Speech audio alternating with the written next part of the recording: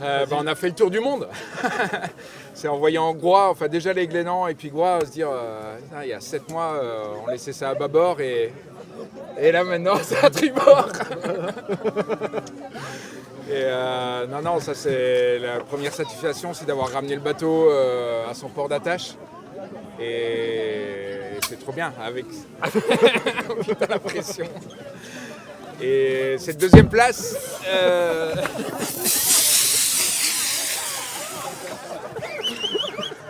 On fait des beaux deuxièmes. On fait des beaux deuxièmes. C'était une étape avec vraiment beaucoup d'intensité qui déterminait le classement général de la course. Ouais. Comment vous avez vécu la pression avec Redimi tout au long de la course? Bon, la pression, nous, on ne l'avait pas. C'était pas nous les favoris qui devaient gagner haut la main. Je pense qu'on a été la bonne surprise d'être aussi proches et les embêter autant. Donc, c'est plutôt une bonne chose. Après, ça fait des super vainqueurs.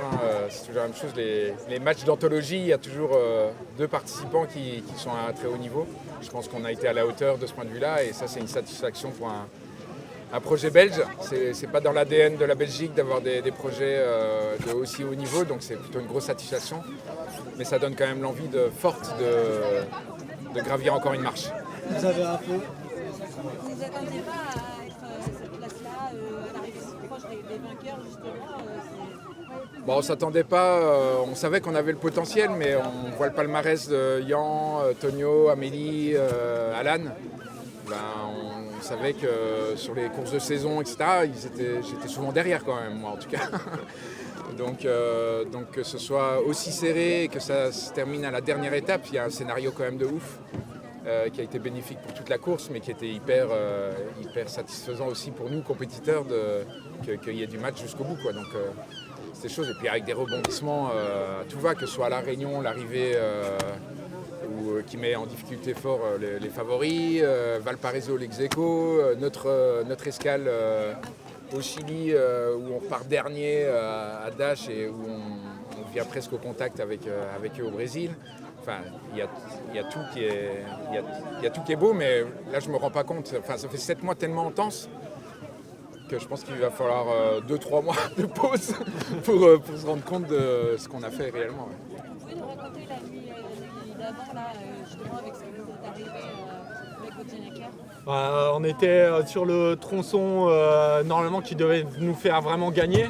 Nous, on avait privilégié l'angle. Ils avaient privilégié d'être proche du but et nous on avait privilégié un angle rapide pour la fin de la course. Et c'était vraiment le tronçon où on devait vraiment revenir fort.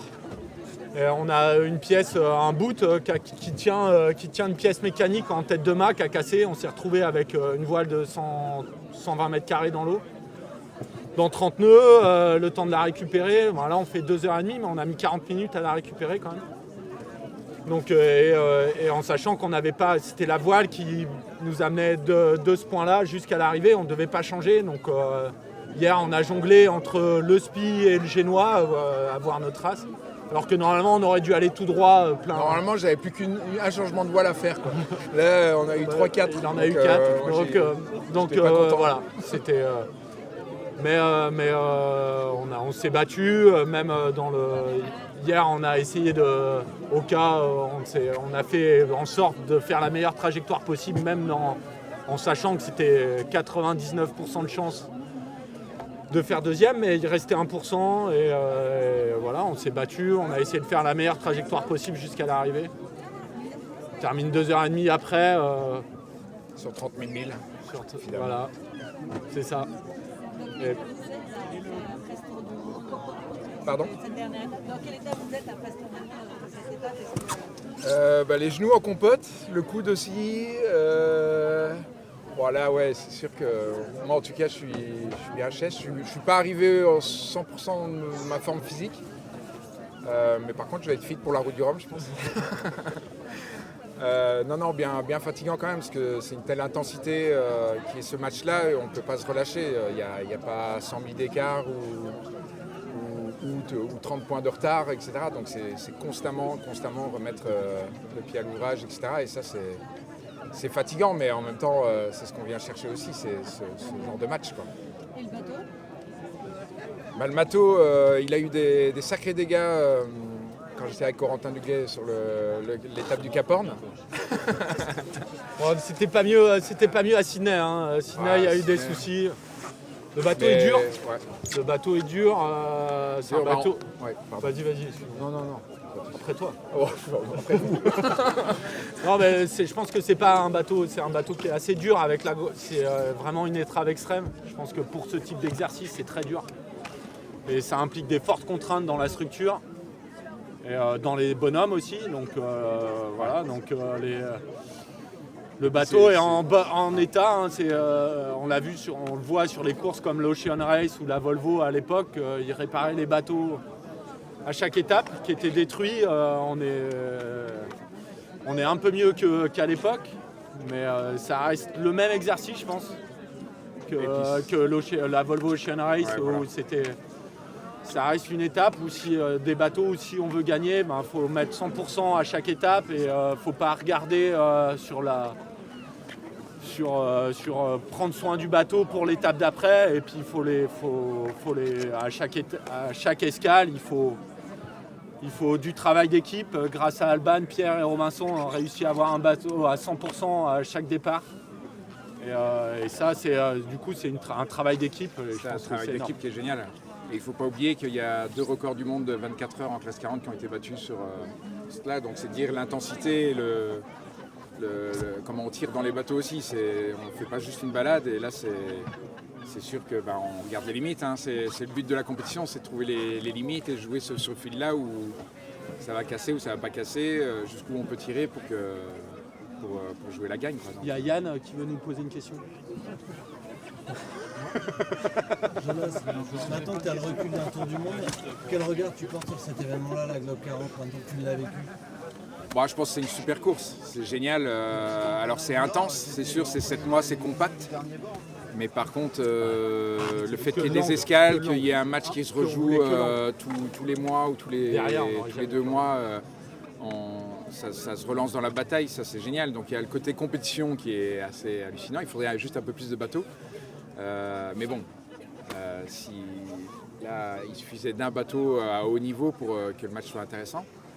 Les escales, ça fait rêver quand même. Moi, je me rappelle encore de l'arrivée dans la baie de Sydney. Moi, c'est quand même fou. C'est de l'autre côté du monde. Arriver dans cette baie-là, c'était une sorte de rêve de gosse aussi, etc. Passer le Cap Horn aussi. Enfin, on traverse des régions, on rencontre des gens aussi qui sont hallucinantes. C'est un peu moins sexy que...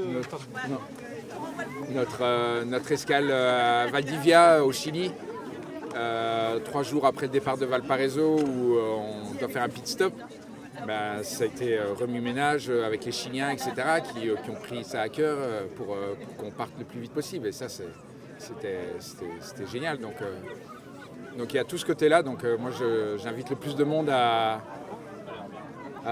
venir sur cette course-là. Je pense qu'elle a une richesse énorme, que ce soit au niveau compétition, mais aussi rencontres, voyages et équipe aussi.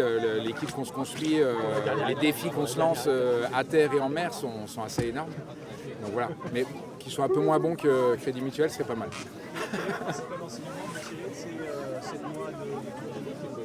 C'est que les SCO, c'est dur.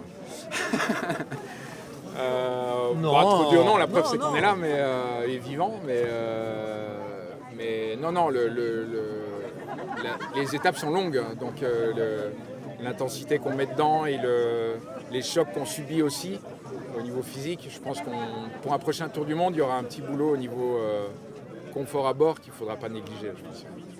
J'ai entendu dire on va revenir la prochaine fois, c'est votre volonté de revenir sur cette course On sait bien, avec les conjonctures actuelles, c'est pas toujours simple, mais il y a des partenaires qui sont ravis, qui m'ont dit clairement qu'ils préféraient faire un deuxième Globe 40 qu'un Vendée Globe, donc c'est clair. Après, on doit se mettre à la table des discussions et voir ce qu'on va faire. Ce sera le cas au mois de mai. Là, je vais juste me poser un peu, puis on va discuter avec eux sur c'est quoi le programme. Il y a une route du Rhum cette année aussi pour moi, en tout cas. Donc le programme reste intensif, mais oui, il y a un petit goût, il y a une petite marche en moins. Donc qu'on aimerait bien aller chercher peut-être sur une deuxième Globe 40, on verra. Ok, super. Vous avez trouvé une étape qui est plus dure que les autres? L'Indien. L'Indien. Ça, c'est clair.